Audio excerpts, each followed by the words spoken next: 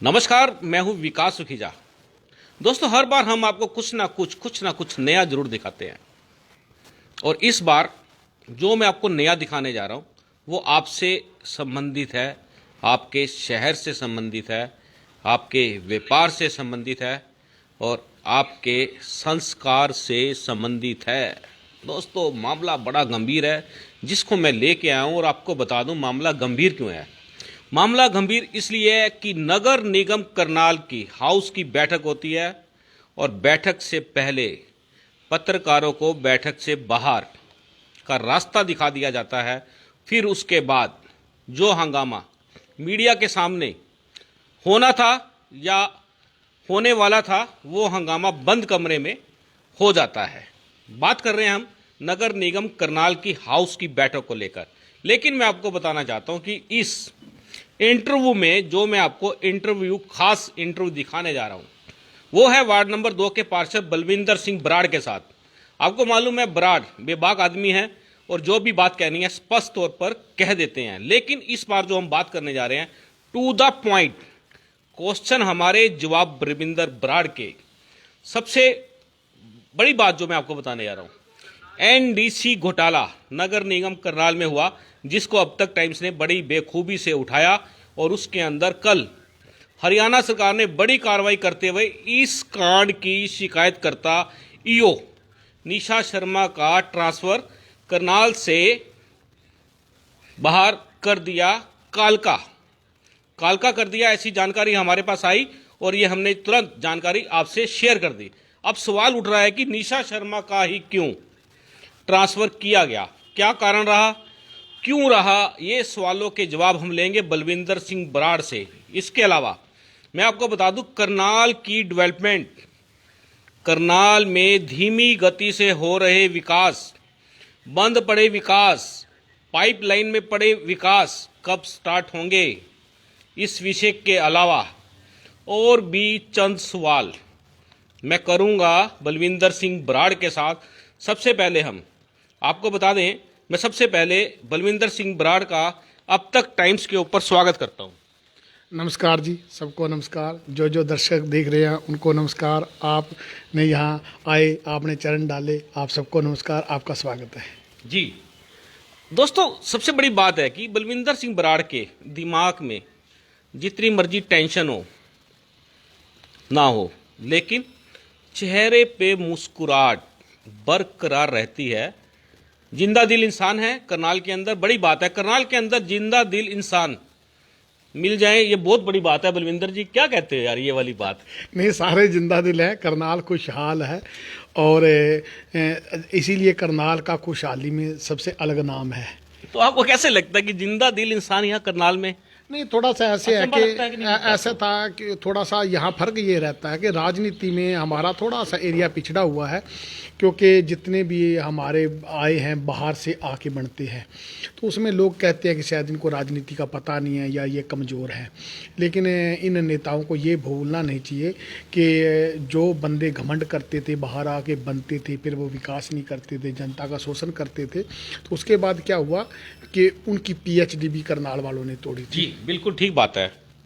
करनाल के लोगों को राजनीति के बारे में बेवकूफ़ समझने वाले उन नेताओं के लिए यह समाचार, ये खबर बहुत बड़ी महत्व रखती है। यदि करनाल के साथ आपने जो वादा किया और उसको पूरा नहीं किया तो आपकी पीएचडी तोड़ दी जाएगी, आपके मंसूबों पर पानी फेर दिया जाएगा। ये करनाल की जनता का स्वभाव है। दोस्तों, मैं बात करूंगा सबसे पहले, अब तक टाइम्स ने एक मामला उठाया था एनडीसी घोटाले का, जो नगर निगम करनाल की पृष्ठभूमि से रचा गया। इस पूरे मामले को लेकर एक मुकदमा दर्ज होता है जिसमें आज तक एक भी गिरफ्तारी नहीं हुई। नंबर 1 बात। नंबर 2 बात, इस मामले के अंदर अभी तक पुलिस की जांच कहां तक पहुंची है उसका भी कोई खुलासा नहीं हुआ। नंबर 3 बात, ईओ का तबादला हो जाता है और जो लोग सस्पेक्टेड हैं वो गायब हो जाते हैं। इसमें एक बड़ी बात और भी सामने आई है, बहुत मोटे स्तर पर माल इकट्ठा हुआ। किसको दिया, किसने दिया, कैसे दिया, यह भी एक रहस्य है। बात करेंगे बलविंदर जी। सबसे पहले मैं आपसे बात करता हूं जो कल नगर निगम की हाउस की बैठक हुई है उसमें हंगामा होने का कारण क्या था? मीडिया से दूरी क्यों बनाई गई?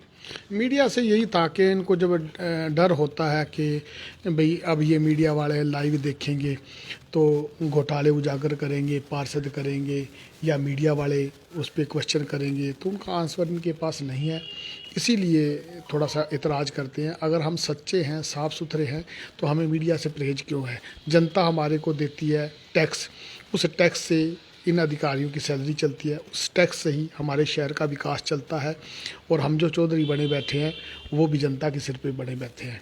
तो अगर वहाँ पे लाइव होगा, अब जनता को बातें कहाँ से पता लगेंगी? अब आरटीआई का जवाब तो 6-6 महीने आता नहीं है, और आरटीआई का जवाब हर इंसान मांग नहीं सकता। तो जो रिक्शे वाला भी है, उनके पास फ़ोन है, मोबाइल फ़ोन है, वो क्या होता है कि वो उम्मीद करते हैं कि आज सदन की मीटिंग है, और वो उम्मीद करते हैं कि हमारे पार्षद बात रखें, क्या शहर में हो रहा है, क्या विकास हो रहा है, किसके क्या विचार है, वो इंतज़ार करते हैं। जी बलविंदर जी, बहुत बड़ी बात है, बड़ी उत्सुकता होती है। हाँ जी, हाँ जी, हाँ जी। जहां पार्षद इंतजार करते हैं कि कब हाउस की मीटिंग आएगी, कब हमारे क्षेत्र का, हमारे वार्ड का विकास की बात को लेकर पार्षद प्रश्न रखेगा, जिसका उत्तर मिलेगा और उस पर क्या कार्रवाई होती है, इस बारे में जानने की बहुत बड़ी उत्सुकता होती है। पार्षदों के अंदर होती है, उससे कहीं ज़्यादा लोगों के अंदर होती है। लोग इस चीज़ को लाइव देखने के लिए मीडिया के ऊपर निर्भर हो जाते हैं, लेकिन एंड टाइम पर मीडिया को अंदर आने से मना कर दिया जाता है। तो इससे आपको क्या लगता है कि जो डर है, मीडिया का खौफ, फोबिया, वो किस कारण से इनमें उत्पन्न हो जाता है? ऐसे है, इनको मीडिया का फोबिया तो सदा रहता ही है, लेकिन एक बात और बताऊं ना, वहाँ पे 20 पत्रकार होते हैं, तो वहाँ पे इनको पता है कि वहाँ पे वो क्वेश्चन नहीं करते हैं। वहाँ पत्रकार, सदन में कभी भी कोई पत्रकार क्वेश्चन नहीं करता, तो इनको इतना डरना भी नहीं चाहिए। वहाँ क्वेश्चन तो पार्षद करेंगे, तो पार्षदों के आपस में डिस्कस होता है, वही पब्लिक देखना चाहती है, और हम सब पब्लिक के लिए हैं। जब पब्लिक को नहीं पता लगेगा तो हम अंदर बढ़ के कुछ भी करते नहीं, उसका क्या लाभ है? तो वो तो बहुत ही गलत डिसीजन था। मेरी मेयर मैडम से भी यही बात थी, कोई मेरी ऐसे नहीं कि मेयर मैडम से वो कहते हैं जी ठीक है जी, मेरे मेयर से आपकी नाराज़गी है इसलिए ये बातें करते हो, तो फिर मेरी मैं बिल्कुल खुश किससे हूँ? मेरी तो हर बंदों से नाराज़गी इसी बात पे रहती है। सीएम साहब से फिर मेरी क्या नाराज़गी है? मेरी इस पार्टी से क्या नाराज़गी है? मेरी किसी से कोई नाराज़गी नहीं है। मैंने तो जो बातें रखता हूँ वो बातें सही हैं या गलत है, ये पब्लिक तय करेगी। मैं वैसे ही बिना मतलब बोलता रहूँगा तो पब्लिक बोलेगी नहीं ये तो वैसे ही बोल रहा है। अब मेयर की बात है, सदन की मालिक मेयर होती है। अब अधिकारी आपको, आप सभी मीडिया वाले भी कहते हैं अधिकारियों ने अंदर नहीं जाने दिया। भाई अधिकारी कौन होते हैं?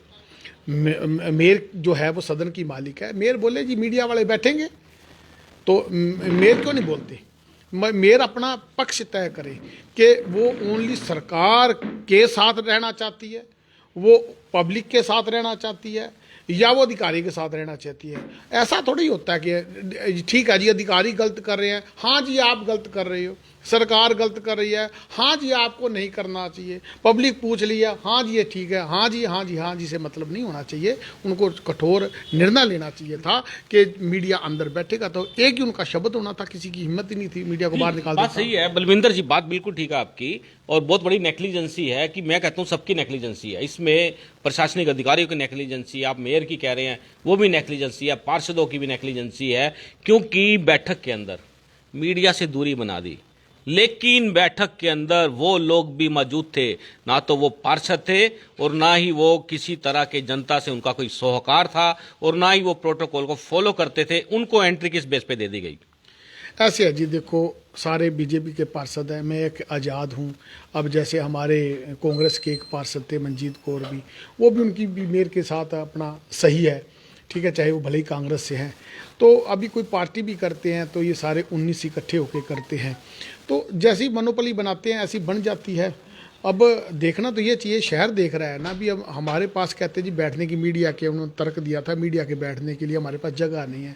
तो मैं नहीं कहता कि चलो वो अपनी बात ना रखें, उनके मेरे अपना पार्षद के पति आते हैं, देवर आते हैं, जेठ आते हैं, बैठते हैं। अगर उनके लिए प्रोटोकॉल से हम समझौता करते हैं, तो अगर आप कहते हो जी प्रोटोकॉल नहीं है मीडिया को अंदर बिठाने का, तो फिर मीडिया के प्रोटोकॉल से समझौता क्यों नहीं किया? तो अगर उनके पास कुर्सियाँ, उनके लिए कुर्सियाँ हैं, तो मीडिया के लिए भी कुर्सियाँ होनी चाहिए। आप तय कर दो भी, ठीक है जी, आप तो 10 लोग बैठोगे अंदर तो 10 लोगों की व्यवस्था वैसे कर देंगे। बलविंदर जी बात देखिए, आपकी बात भी ठीक है, दिक्कत क्या थी, अंदर एक डेस्क बना देते छोटा सा जिसमें पत्रकार बैठ जाते, वहां से लाइव चला लेते अपना, तो बातचीत तो हो सकती थी, उसमें प्रॉब्लम क्या होगी फिर। चलिए इस मामले को हम लोग बता देते हैं आपको। इसमें जो प्रेस यूनियंस हैं वो चुप नहीं बैठने वाली हैं, इस पर मुख्यमंत्री जी से बात की जाएगी और अधिकारों के हनन को लेकर इसमें एक शिकायत भी जल्दी फाइल करने जा रहे हैं, पत्रकार एनजीओ करने जा रही है। बलविंदर जी कल जो मीटिंग हुई, मैं बात करता हूं एनडीसी घोटाले की, ये घोटाला जो है आपकी नज़र में है क्या? ऐसे है, घोटाला ये है कि आप उसमें सारा दोष किसी ईओ पे डाल दो, तो आप कहते हो जी उनकी ट्रांसफ़र हो गई काल का, तो यार वो तो एफआईआर रोज करवाने वाली थी। जिसने बड़ी बात एफआईआर यही है। दर्ज करवाई है, सबसे बड़ी बात सबसे पहले बलविंदर सिंह को पता नहीं लगा, जी। मेयर को पता नहीं लगा, किसी को पता नहीं लगा। या तो हमें घोटाला पकड़ा होता, मेयर मैडम ने पकड़ा होता, बलविंदर सिंह ने पकड़ा होता, फिर तब कहते थे कि हमने घोटाला ना पकड़ते तो आप घोटाला कर रहे थे। वो उसी ईओ ने घोटाला पकड़ा, उन्होंने पकड़ा घोटाला और उन्होंने एफआईआर लॉन्च करवा दी। उसके बाद पार्षदों को पता लगा, उसके बाद मेयर को पता लगा, उसके बाद मीडिया को पता लगा। ये तो सच्चाई है ना। तो उसी की आप ट्रांसफ़र करते हो, वही कंप्लेंट करने वाली है और आप उसी की ट्रांसफ़र करते हो। तो अभी तक ये तो आपने पता ही नहीं करा कि ये इसमें घोटाला किया किसने है। घोटाला तो यार, घोटाले वाली बात से तो मेरे को हंसी आती है। घोटाले को लेके आप बैठे हो, ये तो घोटाला मेरे हिसाब से तो ये छोटा घोटाला है, इससे तो बहुत बड़े बड़े घोटाले और हो कौन चुके से? हैं। बलविंदर जी आपकी आवाज़ सुनने के लिए करनाल के लोग बरकरार रहते हैं। अब आप कहते हैं बहुत घोटाले हुए हैं, मैं आपसे जानना चाहता हूं कौन कौन से घोटाले और हुए हैं? यार ये सारे जो मेरे भाई देख रहे हैं, हम यहाँ से जो सामान हमारे यहाँ से लेके नगर निगम का जा रहे थे, गोबर तक इन्होंने अफसरों ने हमारा छोड़ा नहीं। हम गाड़ी ले लेके पीछे गए, विनय पत्रकार जी है, विनय विज जी हैं, न्यूज़ 24 वाले हैं, तो वो पीछे पीछे गए। मैंने कहा कि ये यहाँ से भर रहे हैं, वो दिखाया और पीछे ट्राली के पीछे पीछे 1 घंटा मेहनत करी, यहाँ ले जाया जा रहा है। फिर वहाँ पे खेत में गए, वो एक इंस्पेक्टर का वहाँ पे खेत था, नगर निगम इंस्पेक्टर था, खेत के बीच में हमने रिस्क लिया, रिस्क लेके वहाँ दिखाया, देखो वहाँ से भरा, इस रास्ते आए, ये उसी का खेत है, उसी का जो सगा भाई है उसको वहाँ पे हमने देखा किसका खेत है, उसको भी वहाँ दिखाया। तो क्या बाकी बच गया था? इससे ज़्यादा आज तक जिंदगी में कोई लाइव घोटाला किसी ने दिखाया? क्या हुआ था उसमें? बलविंदर जी क्या हुआ था? ट्रांसफर तक नहीं हुई। जी ठीक है, और आप करते हो घोटालों की बात। दूसरी बात है, हर बार मैं कहता हूँ, मैडम सुबेदा कटारिया भी मेरे से नाराज़ हो गई थी। कुत्तों का घोटाला था, जैसे मान लिया, कई बार मैं पहले भी कहता हूँ, नसबंदी का घोटाला था। 65 लाख का बिल आया और उन्होंने नए नए पार्षद, हमें पता नहीं था, उन्होंने सदन में भी पास करा लिया। फिर हमने देखा भी आप ये बताओ, हमने सारे पार्षदों ने बात करी भी, तेरे वार्ड में है, कहते नहीं आए। फिर पार्षदों ने सोचा भी चलो कॉलोनी के प्रधानों को पूछते हैं, प्रधानों को पूछा, कहते जी हमारे वार्ड में कोई आया नहीं। फिर गलियों में पूछा, कोई आया नहीं। सच में तो वो सिर्फ एक टेंडर था, टेंडर के नाम पे पेमेंट की गई थी, नसबंदी तो कहीं हुई नहीं। नसबंदी तो पब्लिक को भी दिखनी चाहिए जब कुत्ते पकड़ेंगे। तो इस तरह के बहुत बड़े घोटाले हुए थे। इनाम क्या मिला? मैंने क्वेश्चन लिखा, मैडम सुबेदा कटारिया मेरे से परमानेंट ही नाराज़ रही और वही घोटाला उसी के टाइम पे हुआ, वही कमिश्नर थी। और उसमें तो कोई मेयर का भी फाल्ट उस टाइम नहीं था, क्योंकि मेयर को भी इतना नॉलेज नहीं था। मेयर को तो कह रहा आज भी कुछ नॉलेज नहीं है, उस टाइम भी नहीं था। उसने क्या करा, वो करने के बाद पहली HCS ऑफिसर मेरी नज़र में तो जो पहली बार HCS अफसर को DC लगाया गया, तो क्या उसको घोटाले का इनाम दिया गया था? ऐसे बहुत से घोटाले। कौन कौन से घोटाले देखो, मैंने कोर्ट में केस डाला, सफाई का घोटाला था। एक वो लड़का है कुणाल मदान था, इतना बड़ा चोर और शहर का, केस डाला, नगर निगम ने उसकी कोई पैरवी नहीं करी है। शुरू माननीय हरीश गोयल जी की कोर्ट में केस अभी भी चल रहा है। तो प्रूफ दिए, सारे दिए। वो क्या करते थे, वहीं पे 32 सेक्टर में बड़ा खड्डा खोदते थे और उसी में सारा कूड़ा पहले डालते रहते थे, महीना कूड़ा इकट्ठा करके खड्डा खोद के मिट्टी बेच देते थे और उसमें कूड़ा भर के ऊपर से एक तो मिट्टी की चोरी और एक कूड़े की चोरी। कुछ हुआ क्या? बलविंदर जी बात है, मैं आपको रोक रहा हूँ बीच में। मिट्टी की चोरी का भी रिसेंट मामला बसंत विहार कॉलोनी का भी आया है, बसंत विहार से भी मिट्टी उड़ा दी गई है। गलियों की चोरी है। यहाँ पे क्या करा, वहाँ तो अब भी खोद के देख लो, अब भी वहाँ नीचे कूड़ा ही कूड़ा मिलेगा। तो ऐसे ऐसे बहुत बड़े घोटाले, ये तो छोटा सा घोटाला है यार, इस पे थोड़ा सा ध्यान पड़ गया वो तो शुरू से। और अब मेरे को बोलते हैं, कई कहते हैं जी ये तो सरकार के खिलाफ इसलिए बोलता है। मैं दूसरी सरकार के साथ थोड़ी हूँ, उनके साथ भी खिलाफ ही रहूँगा। मेरा काम है मेरी प्रजा की आवाज़, जो हमारी जनता है उनकी आवाज़ आगे रखना। यार मैं ये बोल लो ना कि बलविंदर सिंह जब मुख्यमंत्री जी के साथ था, भले मैं उस टाइम भी आज़ाद था, क्या आपको लगा कि एक दिन मैं चुप बैठा? मेरी कार्यशैली जैसे पहले दिन सरकार के साथ थी, ऐसे ही सरकार के खिलाफ है जब मैं इनके साथ नहीं हूँ। तो मेरी कार्यशैली तो जो है वो वही रही है, मैंने तो अपने आप को चेंज नहीं करा। तो बातें करते हो ये मेयर के खिलाफ है, ये उसके खिलाफ है। मेयर के खिलाफ कुछ नहीं, मैं कहता सीट पे बैठ, जब आपको पता ही नहीं तो सीट छोड़ दो। बलविंदर जी 22-23 एजेंडे थे कल, उसमें से कितने एजेंडे पास हुए और कितने डिस्कस हुए? डिस्कस हो गए हैं लगभग 2-3 छोड़ के, वो तो जो लिख देते हैं वो पास कर देते हैं। 2-4 पार्षदों के तरीके के थे, बाकी अधिकारियों के एजेंडे होते हैं वो पास कर देते हैं। पार्षद क्या करेंगे भाई साहब, उन्होंने काम करवाना है वहाँ पे। मेयर कुछ दम है नहीं मेयर में, तो अधिकारियों के साथ क्यों बिगाड़ेंगे भाई साहब।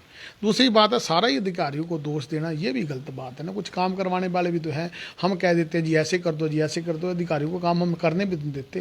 बलविंदर जी कल एक बहुत बड़ी बात हुई दोस्तों, ये बात मैं आपको बता देता हूँ क्या हुआ।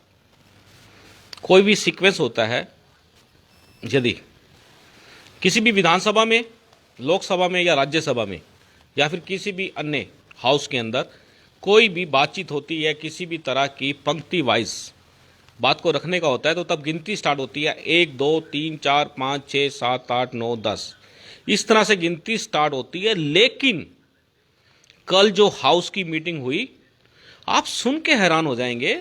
इसमें जिस तरह से उल्टे काम करने के आरोप लग रहे हैं, उसको प्रमाणित करते हुए कल गिनती भी उल्टी स्टार्ट हुई। वार्ड नंबर 20, 19, 18, 17, 16, 15, 14, 13, 12, ये भी देखो गजब की बात थी। और इसके पीछे का जो लॉजिक है, लोगों को समझ में आएगा तो नहीं आएगा, लेकिन हम आपको समझा देते हैं इसका कारण क्या था।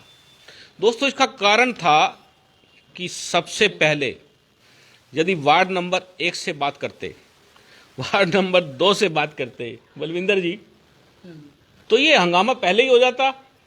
क्या लगता है आपको? ऐसे है, वो थोड़ा सा अजीब सा लगा। मैंने भी कहा था कि सिर्फ ये सारा मेरे लिए प्लान किया गया है क्या, क्योंकि वार्ड नंबर 1 से जो पार्षद हैं नवीन जी, वो तो अब डिप्टी मेयर बन गए हैं। तो चलिए 1 मिनट में आपको फिर बीच में रोक देता हूं। दोस्तों, अगर वार्ड नंबर 1 की बात करते, उसमें भी बहुत बड़ा हंगामा होता, क्योंकि डिप्टी मेयर उसी वार्ड के पार्षद हैं नवीन कुमार। और आपको बता देता हूं कि वार्ड नंबर 1 के अंदर जितने डेवलपमेंट के काम थे, सारे के सारे बंद पड़े हैं।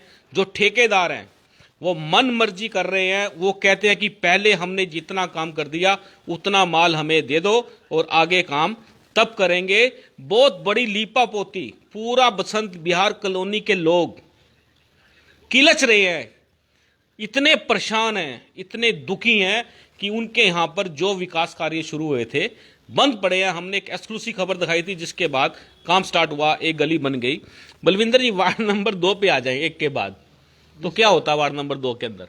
ऐसे है कि जब नवीन कुमार जी का, वो तो डिप्टी मेयर हैं, उनका तो नंबर चलो पहले ही आ जाता है, हर बात में वो साथ में बोल लेते हैं। तो अब जो वार्ड की वैसे तो तर्क देखें तो कोई भी बात रखनी है तो वार्ड नंबर 1 से शुरू होनी चाहिए। अब वार्ड नंबर 1 का डिप्टी मेयर बन गया तो वार्ड नंबर 2 से शुरू होनी चाहिए। तो इन्होंने 20 नंबर वार्ड से शुरू करी भी अपनी अपनी बात 20 से। तो इसके उल्टे चक्कर का मुझे कहने की ज़रूरत नहीं है भी मेरा सब में लास्ट में नंबर आए, तब तक आधे अधिकारी उठ के चले जाएंगे, 7:30 हो जाएंगे, रात हो जाएगी, ताकि ये अपनी पूरी बात ना रख सके। तो वो आपने नज़ारा देखा ही है। पर ये मेरा बिगाड़ कुछ नहीं पाएंगे, क्योंकि मेरे साथ जनता है, मेरे साथ सच्चाई है। जी, क्या बात है, मेरे साथ जनता है, मेरे साथ सच्चाई है। मैं अपनी बात रख लूँगा। बलविंदर सिंह बराड़, जानते हैं बराड़ को आप अच्छी तरह से, और मैं आपको बता देता हूँ कि जिस तरह से कल बैठक चली, समय निर्धारित होता है बैठक का, लेकिन 5.5 घंटे बैठक चली और उसका नतीजा क्या निकला बलविंदर जी? नतीजा यार 7 साल से आप देख ही रहे, नतीजा जब तक सीएम साहब सख्त नहीं होते हैं वहाँ पे सीएम साहब सख्त नहीं है, यहाँ पे मेयर सख्त नहीं है, भाई साहब किसी का कंट्रोल तो है नहीं, क्या नतीजा निकलेगा? किस नतीजे की आस करते हो? सारी पब्लिक अब तो बच्चा बच्चा समझ चुका है, आप नहीं भी दिखाओगे तो भी सबको समझ है। अब तो सिर्फ ये है कि जिनकी आंख में चश्मा है, जो थोड़ी सी चमची टाइप बचे हुए हैं, ये पहले तय करते हैं। वहाँ पे अंदर की बात बताऊँ, पहले इनकी मीटिंग हुई कि अगर मेयर पे कोई क्वेश्चन करेगा, मेयर से कोई क्वेश्चन करेगा, तो उनका तय हुआ कि ये उन्होंने बोला वहाँ पार्षदों में, मेरे पार्षद बता देते हैं कि उसको सीनियर डिप्टी मेयर और डिप्टी मेयर नहीं रोकेंगे तो फिर कौन रोकेगा? फिर कहते हैं जी फलाने नंबर वार्ड वाला रोकेगा। तो जब मैंने क्वेश्चन किया, सिर्फ क्वेश्चन ही किया था, मैंने कहा मेरे मैडम मालिक तो आप हैं, तो आप रिबन अगर काट सकती हैं, वहाँ नारियल तोड़ सकती हैं, सारी गलियों में जाती हैं, तो आपको नॉलेज है नहीं तो आप वहाँ पे रिबन काटने क्यों जाती है? सिर्फ इतनी सी बात थी ना। जब आपको नॉलेज नहीं है, ये कहते हैं जी मेरे को पता नहीं है, हमें पता नहीं है, हर बात को पता ही नहीं है, तो फिर आपको ये कहाँ से पता लग जाता है फलानी सड़क का टेंडर हो गया, उसका हमने उद्घाटन करने जाना? यही बात हुई थी। 2-3 चमचे रखे हुए हैं, वो बोल पड़े, उनका काम बोलना है, वो जाके ब्रिज गुप्ता को बोल देंगे जी हाँ हाँ हाँ हमने मेयर के लिए बोला। बस ये धंधा चल रहा है। बलविंदर जी देखिए, मैं आपसे बात करूं डेवलपमेंट की, कि जब बात किसी वार्ड के अंदर काम करने की आती है, डेवलपमेंट करने की आती है, उस समय इनके पास पैसे खत्म हो जाते हैं, और जब जो अनअसेसरी वर्क करने हैं तब पैसे कहां से आते हैं? ऐसे है जी, उसके लिए सिर्फ पैसे ये रखते हैं। वार्ड में मैंने 1000 बार कह चुका हूँ कि जो हमारे नगर निगम में पैसा खर्च हुआ है उससे 25% पैसे में ही काम चल सकता है। मैंने तो वहाँ भी बात रखी। मैंने कहा एक बात है, कहते सफाई नहीं हो रही, रैंक मिल रहा है, रैंक मिल रहा है। आप वहाँ पे देख लेना, लाइव भी देख लेना अगर वो टीवी पे आती होगी तो। मैंने बोला सर आप एक काम कर लो, मेरे वार्ड की सफाई की जिम्मेवारी मेरे को दो, और आप भूल जाओ मेरा वार्ड में एक भी कंप्लेंट आए तो उसकी जिम्मेवारी मेरी है। बात खत्म। आपको क्यों इतराज है? आप क्यों नहीं जिम्मेवारी देती? सफाई में पेमेंट आप कर रहे हो, सब कुछ आप कर रहे हो, मैंने उसमें कर क्या लेना? मैं अपने वार्ड को अपने तरीके से साफ करवा लूँगा। दूसरी बात है, आप जो 4-4 महीने गाड़ी ठीक नहीं होती है, पहले नंबर पे तो आप वो घोटाला करते हो कि जैसे हमने 2 जेसीबी खरीदनी थी। जेसीबी एक ऐसा प्रोडक्ट है जिसका सामान साइकिल की दुकान पर मिल जाता है, कहने का तात्पर्य है कुछ और है, भी करनाल में आसानी से मिल जाता है। हमने वहाँ पे वो मशीनें खरीदी जो मशीनें कोई लेता ही नहीं है, क्योंकि उसमें कमीशन मोटी आ जाती है। वो हम साधन खरीदते हैं जिसकी कोई मार्केट नहीं है, उसमें कमीशन मोटी आती है।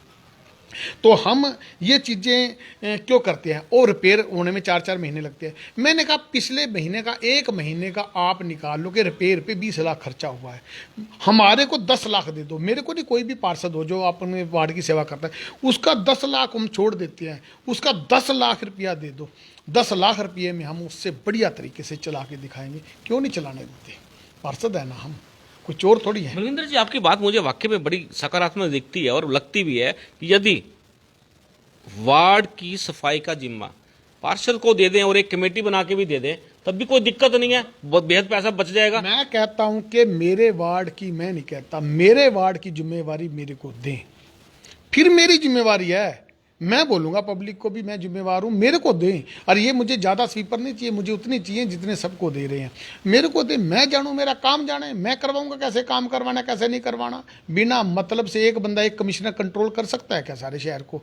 एक ऑफिसर कंट्रोल कर सकता है क्या? और हमने करना क्या? पेमेंट आपने देनी है, वो पैरोल पे लगे हुए हैं सरकारी, तो आपको दिक्कत क्या है? आपको जी बलविंदर जी आपके पास ये 50 स्वीपर है, हमारे पास उलाना नहीं आना चाहिए, डेबिट क्रेडिट के जिम्मेवार आप हो। तो मैं कहता हूँ फ्रंट पे आता हूँ, ठीक है जी मैं जिम्मेवार हूँ। क्यों नहीं करते?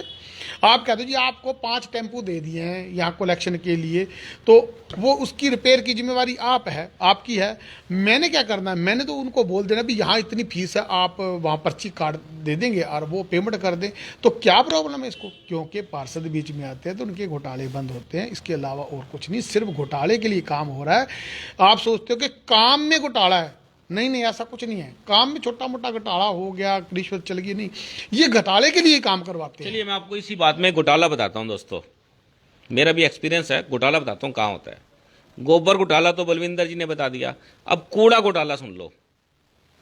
कूड़ा घोटाला सबसे बड़ा घोटाला है। जब किसी को टेंडर दे दिया जाता है लाखों करोड़ों रुपए का, उसके बाद घोटाला कहाँ होता है? जो आपके घरों से कूड़े का उठान होता है उसमें से प्लास्टिक अलग कर दिया जाता है, पॉलीथीन अलग कर दिया जाता है, लोया अलग कर दिया जाता है, गत्ता कागज अलग कर दिया जाता है, फिर ये माल बिकता है। दोस्तों यहाँ घोटाला होता है। और बलविंदर सिंह ने जिस तरह से बात कही है कि हर वार्ड के पार्षद को नहीं तो वो तो सफाई की जिम्मेदारी दे दें, तो ये जो घोटाला है घटेगा। और जो सबसे बड़ी बात है कि जनता का पैसा वो सेफ हो जाएगा और जो सफाई वाला काम है बड़े सही तरीके से काम हो सकता है। बड़ी बात है, हमारे साथ बलविंदर बरार जुड़े हुए हैं, हम उनसे और भी बातें करने जा रहे हैं। बलविंदर जी, यदि हम इस समय बात करें, करनाल में 20 वार्ड हैं, वहाँ पर जो डेवलपमेंट्स हो रही है उसकी क्या स्थिति है इस समय? ऐसे है जी, डेवलपमेंट के बहुत बुरे हालात हैं, व्यवस्था का खेल है, व्यवस्था नहीं है।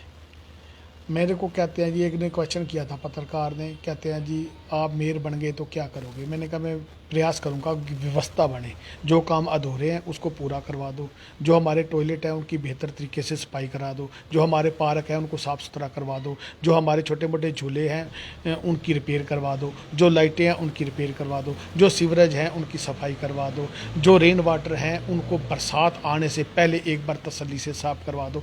ये व्यवस्था बनानी है बस, और शहर वाले मांगते क्या है। बलविंदर जी, ये बड़ा घोटाला एक और सामने प्रकाश में आया हुआ जिसको हमने भी चलाया था कि शहर के अंदर लाल बत्ती लगा दी है, हर 20, 30, 50 मीटर के बाद फिर लाल बत्ती, फिर लाल बत्ती, फिर लाल बत्ती। करनाल की रफ्तार थम गई है, क्या कहोगे आप? ऐसे है जी, करनाल की रफ्तार थम गई है। मैंने कहा था ना भी, जो भी काम होता है ऐसे होता है कि नीयत का फ़र्क है। मैं बता तो एक तो चीज़ इसलिए किए जाते भी, हमने ये जैसे दूसरे PWD महकमे हैं, वहाँ क्या देखा जाता है कि वहाँ ये रोड की ज़रूरत है, ये रोड बनाना है, और उसमें उनकी 10-5% जो कमीशन होती है वो लेते हैं। सदियों से चलता आ रहा है, पिछली सरकारों में भी उसमें कोई रोक नहीं लगा पाया है। तो वो है भी, नीयत उनकी थी काम को करवाने की, और उस काम में उन्होंने छोटा मोटा घोटाला किया। अब नगर निगम में क्या है, नीयत है उनकी घोटाला करने की, और उस घोटाले में कौन सी चीज़ लगा के उनको 75%, 80% बचता है, वो चीज़ उन्होंने प्रमोट करनी है, वो लगानी है। जनता से कोई मतलब नहीं है, जनता से उनको कोई ताल्लुक है ही नहीं कि इनसे हमारा शहर का विकास होगा या विनाश होगा, उससे उनको कोई मतलब नहीं रहा है।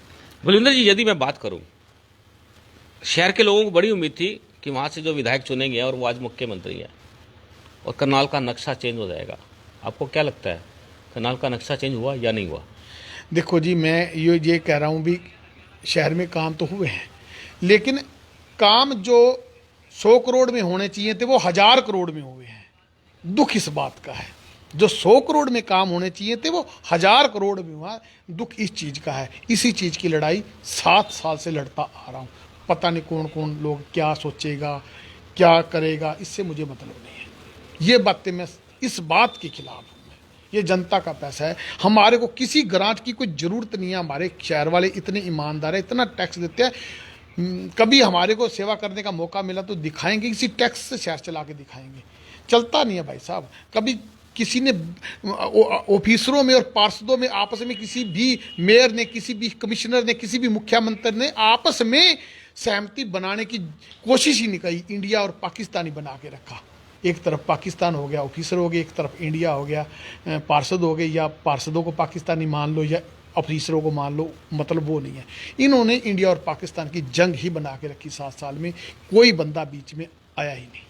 बलविंदर जी, मेरा आखिरी सवाल आपसे, NDC घोटाला, फिर मैं वहीं आ जाता हूँ घूम के दोस्तों, और मैं तब तक आऊँगा, इसका पीछा नहीं छोड़ूंगा जब तक अंदर नहीं चले जाएंगे बदमाश जिन लोगों ने कांड किया है। बलविंदर जी, ओपोजिशन जो है हरियाणा का बड़ा ही स्ट्रोंग है, कांग्रेस के लोग, और मुख्यमंत्री के शहर में NDC घोटाला हो जाता है, और ओपोजिशन शांत बैठा हुआ, क्या चक्कर है? किसी पोजीशन की जरूरत नहीं है, किसी अपोजिशन की जरूरत नहीं है। मैं कहता हूं कि यहाँ हमारे DSP साहब है, फोगाट साहब, सारा शहर उसके बारे में जानता है। पानीपत में वो जब थे, जब क्राइम करने वालों को जो बीजेपी से संबंध रखते थे, उनको पता लग गया कि ये हमारे को छोड़ने वाला नहीं है, तो करनाल में ले आए।